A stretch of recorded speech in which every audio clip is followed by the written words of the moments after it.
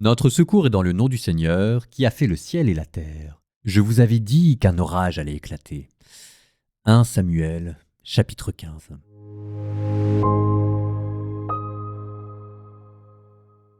Voici ce qui arriva par la suite. Absalom se fit préparer un char, des chevaux, ainsi que 50 hommes pour courir devant lui. Tôt levé, il se postait au bord du chemin qui mène à la porte de la ville.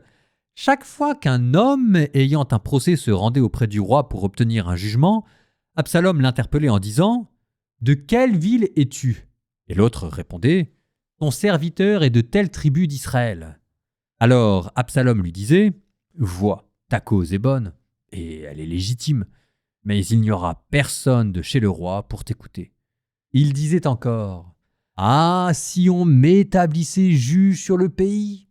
C'est à moi que viendraient tous ceux qui ont un procès en attente de jugement, et je leur rendrai justice. » Et si l'homme s'approchait pour se prosterner devant lui, il lui tendait la main, le saisissait et l'embrassait.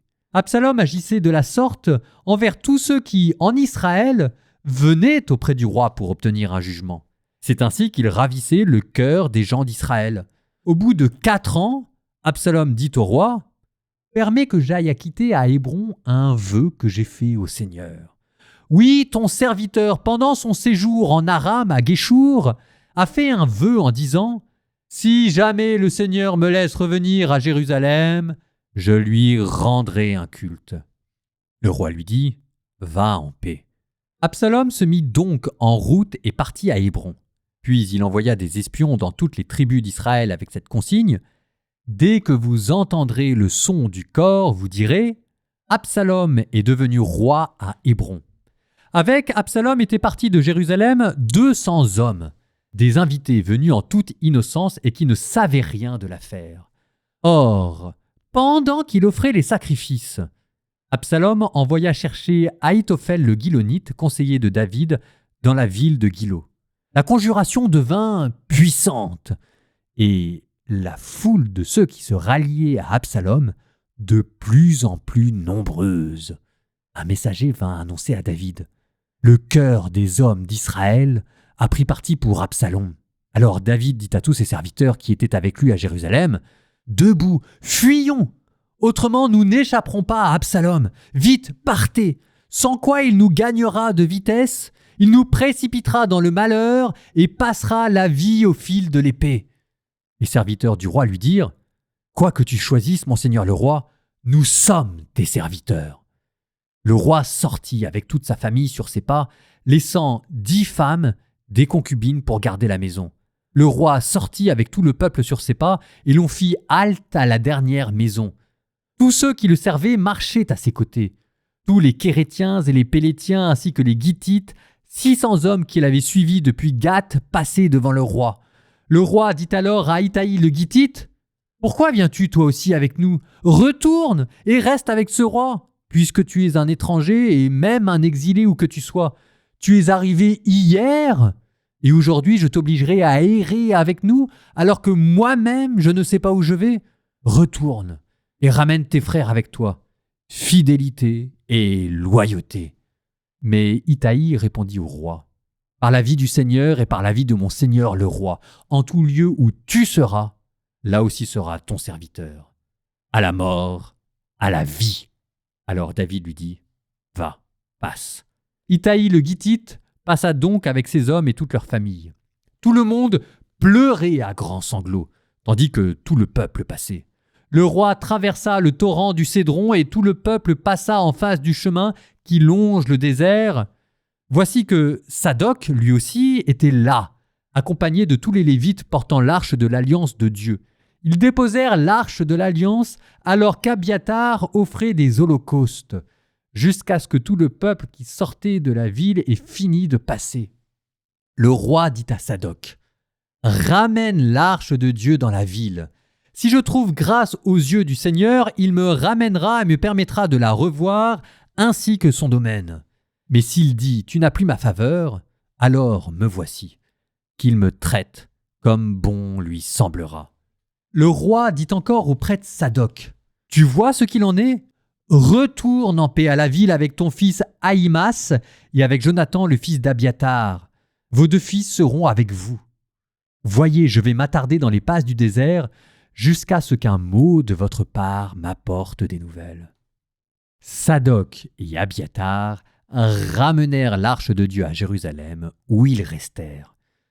David montait par la montée des Oliviers. Il montait en pleurant, la tête voilée. Il marchait pieds nus. Tous ceux qui l'accompagnaient avaient la tête voilée et il montait en pleurant. Comme on avait annoncé à David qu'Ahitophel était parmi les conjurés avec Absalom, il dit « Je te prie, Seigneur, frappe de folie les conseils d'Ahitophel. » David arrivait au sommet, là où l'on se prosterne devant Dieu, lorsque Hushaï l'Archite vint à sa rencontre, la tunique déchirée et la tête couverte de terre. David lui dit « Si tu passes avec moi, tu me seras à charge. Mais si tu retournes en ville et que tu dises à Absalom « Je serai ton serviteur, ô roi, j'étais autrefois au service de ton père, mais maintenant, moi, je suis ton serviteur. » Alors tu pourras faire échouer à mon profit les conseils d'Ahitophel. N'y a-t-il pas là-bas avec toi les prêtres Sadoc et Abiatar? Tu pourras les avertir de toute parole entendue chez le roi.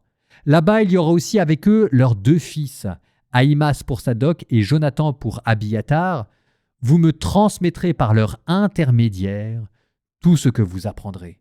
Hushaï, l'ami de David, arriva dans la ville comme Absalom arrivait lui-même à Jérusalem.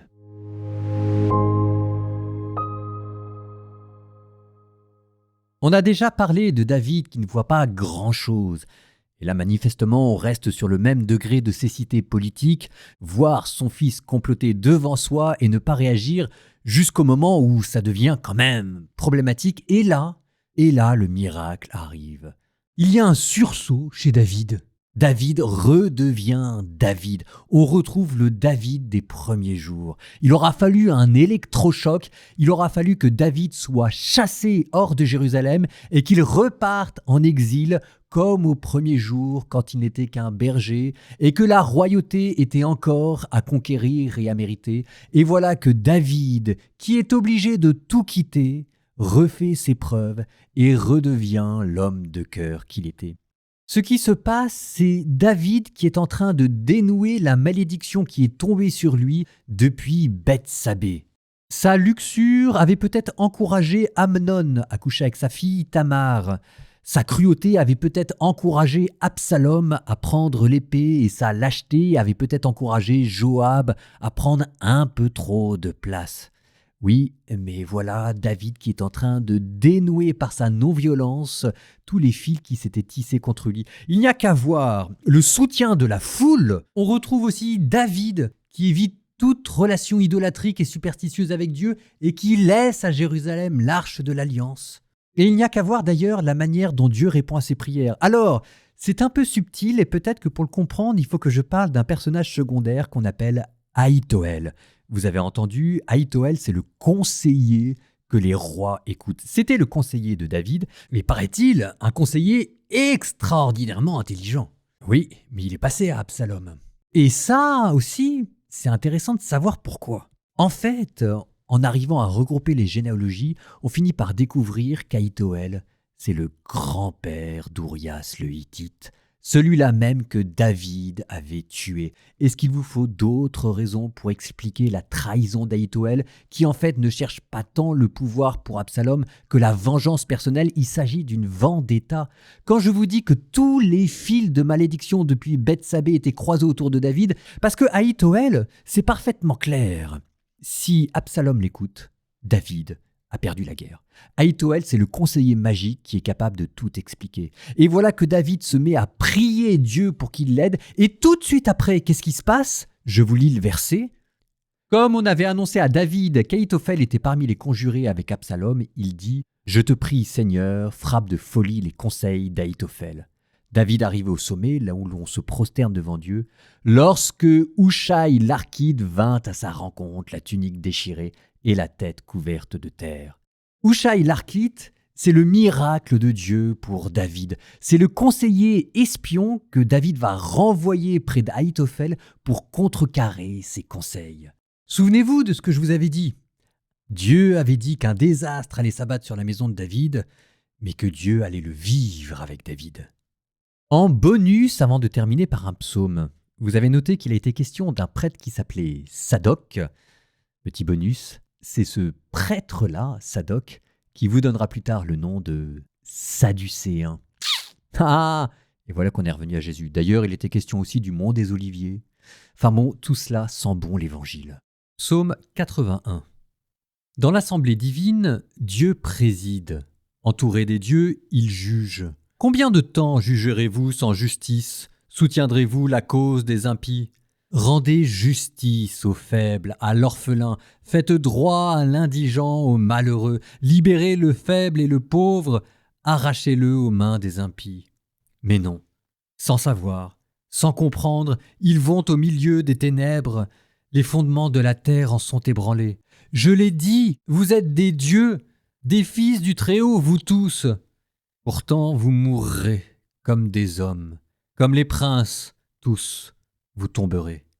Lève-toi, Dieu, juge la terre, car toutes les nations t'appartiennent. Psaume 82. Dieu, ne garde pas le silence, ne sois pas immobile et muet. Vois mes ennemis qui grondent, tes adversaires qui lèvent la tête. Contre ton peuple, ils trament un complot, ils intriguent contre les tiens. Ils disent « Venez, retranchons-les des nations, que soit oublié le nom d'Israël. » Oui, tous ensemble, ils intriguent, ils ont fait alliance contre toi, ceux d'Édom et d'Ismaël, ceux de Moab et d'Agar, Gébal, Amaon, Amalek, la Philistie avec les gens de Tyr. Même Assour s'est joint à eux pour appuyer les fils de Lot. Traite-les comme tu fis de Madian, de Sisera et Yabin au torrent de Kishon. Ils ont été anéantis à Endor. Ils ont servi de fumier pour la terre. Supprime leurs chefs comme Horeb et Zéeb, tous les princes comme Zéba et Salumna, eux qui disaient « À nous le domaine de Dieu, à nous ». Dieu rend les pareils aux brins de paille, à la graine qui tourbillonne dans le vent, comme un feu dévore la forêt, comme une flamme embrase les ouragans. Oui, poursuis-les de tes ouragans, et que tes orages les épouvantent, que leur front soit marqué d'infamie, qu'ils cherchent ton nom, Seigneur, frappés d'épouvante et de honte, qu'ils périssent, déshonorés, et qu'ils le sachent. Toi seul, tu as pour nom le Seigneur, le Très-Haut, sur toute la terre.